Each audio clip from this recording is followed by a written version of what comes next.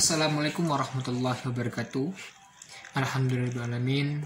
Puji syukur kepada Allah Subhanahu wa taala yang telah melimpahkan nikmat iman dan nikmat kesehatan kepada kita semua, sehingga pada kesempatan kali ini kita masih bisa melakukan rutinitas dan aktivitas kita sehari-hari selayaknya mahasiswa. Pada hari ini kami adalah penyaji makalah dari kelompok 3 mata kuliah Supervisi Pendidikan. Kali ini kami akan menjelaskan judul makalah kami, yaitu tentang melaksanakan dimensi administrasi supervisi. Itu adalah judul atau tema kita pada hari ini. Terus, sebagaimana kita lihat pentingnya mencerdaskan peserta didik dalam dunia pendidikan, maka kami akan membahas tentang pelayanan dan pengawasan serta pengelolaan, pengontrolan pendidikan, atau biasa disebut dengan administrasi dan supervisi pendidikan, agar seorang guru dan siswa dapat menempuh proses belajar mengajar dengan baik. Kecerdasan siswa tidak hanya diperoleh dari materi yang baik dan dari guru yang cerdas, akan tetapi metode proses belajar mengajar menjadi salah satu faktor penyebab keberhasilan suatu pendidikan tersebut. Nah, makanya kita butuh administrasi. Kali ini kita akan membahas ada beberapa poin yang ingin kita jabarkan di sini. Yang pertama itu adalah maksud dari administrasi itu sendiri. Yang kedua adalah bagaimana atau apa tujuan dari administrasi pendidikan, dan apa sih fungsi dari administrasi pendidikan tersebut. Berbicara tentang administrasi, banyak para ahli yang mengemukakan arti, sebab administrasi ini mempunyai arti yang sangat luas, tergantung siapa yang mengartikannya, tergantung dari sudut pandang mana kita mengartikannya. Nah, ada namanya Sondang, ya. Dalam makalah kami, silakan teman-teman baca, itu ada namanya Sondang. Dia tuh mengemukakan bahwa administrasi adalah keseluruhan proses. Nah, Bapak Sondang ini menjelaskan bahwa administrasi ini adalah keseluruhan proses dari pelaksanaan sebuah keputusan yang telah diambil secara bersama untuk mencapai tujuan yang telah disepakati. Yang kedua, ada namanya Bapak Sutarto. Bapak Sutarto, dia juga mengartikan administrasi ini adalah proses penyelenggaraan. Administrasi adalah proses penyelenggaraan dan penggusuran tindakan atau kegiatan dalam usaha kerjasama. Kegiatan dalam usaha kerjasama sekelompok manusia untuk mencapai tujuan yang telah disepakati. Nah, yang terakhir, bahwasannya Pak Heuman juga mendefinisikan administrasi ini, yaitu seperti pemberian pedoman. Nah, seperti pemberian pedoman kepemimpinan, pengendalian kegiatan-kegiatan sekelompok orang untuk mencapai tujuan bersama. Nah, di sini teman-teman bebas mengartikannya selagi tidak lari dari garis koridor yang jauh tidak lari dari garis koridor yang sebenarnya. Administrasi itu kalau menurut saya ialah seni pengaturan atau disebut dengan manajemen lebih khususnya. Administrasi manajemen itu tidak jauh berbeda, yaitu seni pengaturan. Nah, terus sedangkan pendidikan itu sendiri adalah sebuah pengembangan kepribadian. Sebuah pengembangan kepribadian yang dimana kepribadian itu dapat terlaksana secara harmonis dan sempurna. Dan pendidikan itu kalau diartikan dari kamus besar bahasa Indonesia, pendidikan itu yang mempunyai tahap-tahap, dan jenjang-jenjang. Ya, sama-sama kita ketahui pendidikan yang kita artikan itu seperti dari taman kanak-kanak, TK, terus naik kepada sekolah dasar, naik kepada sekolah menengah pertama dan sejenisnya, sederajat. Terus ada nanti naik lagi ke namanya ya sekolah menengah atas, terus ke perguruan tinggi dan sebagainya. Nah, itulah tahap-tahap pendidikan. Terus administrasi ini dalam makalah kami mempunyai ruang lingkup. Makalah kami menjelaskan bahwasanya ada ruang lingkup administrasi pendidikan. Nah, Sarwoto juga mengatakan, dia juga menjelaskan bahwa secara teoritis yang menjadi objek supervisi ada dua aspek. Yang pertama yaitu aspek manusianya. Yang kedua itu aspek kegiatannya.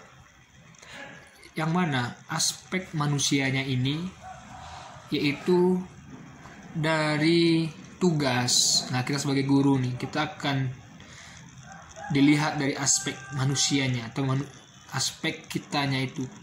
Pertama, sikap kita dalam bekerja, disiplin kita, moral kita, tanggung jawab kita, terus ketaatan kita, kejujuran kita, sifat kita, dan kecakapan atau kemampuan dari manusia itu sendiri.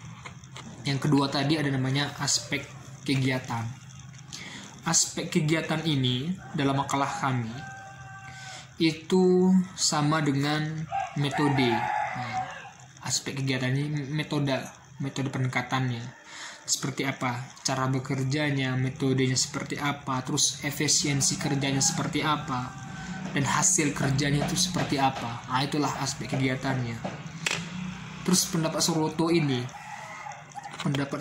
ini secara jelas membedakan yang menjadi objek. Yang pertama ada yang menjadi objek atau controlling lah bahasanya itu, objek dan controlling, dan supervisi. Nah, itu ada dua membedakannya. Terus bidang-bidang yang tercangkup dalam administrasi pendidikan sangatlah banyak. Bidang-bidang yang tercangkup dalam administrasi pendidikan itu sangatlah banyak. Tetapi yang sangat penting yang harus kita ketahui seandainya nanti kita menjadi guru atau menjadi kepala sekolah yang mempunyai sistem dalam sekolah, itu KEPSEK atau wakil kepala sekolah, wakil kesiswaan, ada wakil kurikulum, ada namanya wakil sarana prasarana. Inilah orang yang mempunyai manajemen dalam sebuah sekolah, yang mengatur manajemen kita, yang mengevaluasi manajemen sekolah. Nah, yang pertama tuh ada namanya administrasi kurikulum. Nah, ini saya katakan tadi bahwasanya ada administrasi kurikulum. Yang kedua, kurikulum itu mempunyai aturan juga kurikulum. Sebab nanti yang kurikulum itu contohnya kurikulum dalam ruang guru, kurikulum dalam ruang perpustakaan, kurikulum dalam kantin, kurikulum dalam ruang belajar. Itu mempunyai kurikulum, harus mempunyai kurikulum. Semua itu harus mempunyai kurikulum atau pengaturannya, aturan. Sebenarnya administrasi kepegawaian. Nah, administrasi kepegawaian ini setiap guru itu harus mempunyai ada namanya MAP, nah, di ruang tata usaha. Jadi data-data guru itu, data-data kepegawaian itu dipegang atau diarsipkan. Makanya di sekolah itu ada namanya administrasi sekolah, itu ada. Terus ada namanya administrasi kesiswaan. Nah, administrasi kesiswaan ini juga ada data induknya, ada nomor induk siswa, ada buku induk siswa, dan data-data yang lainnya mengenai siswa. Biasanya kalau di dinas pendidikan itu ada namanya Depodik.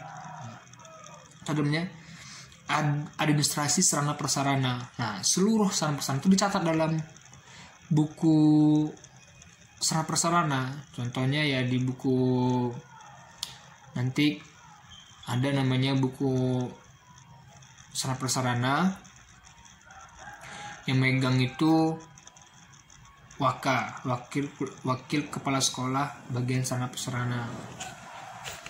Nah, terus ada namanya nanti ada keuangan. Nah, administrasi keuangan.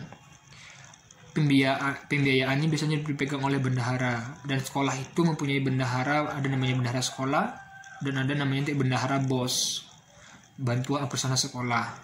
Itu ada bendaharanya. Nah, jadi tujuan administrasi ini apa?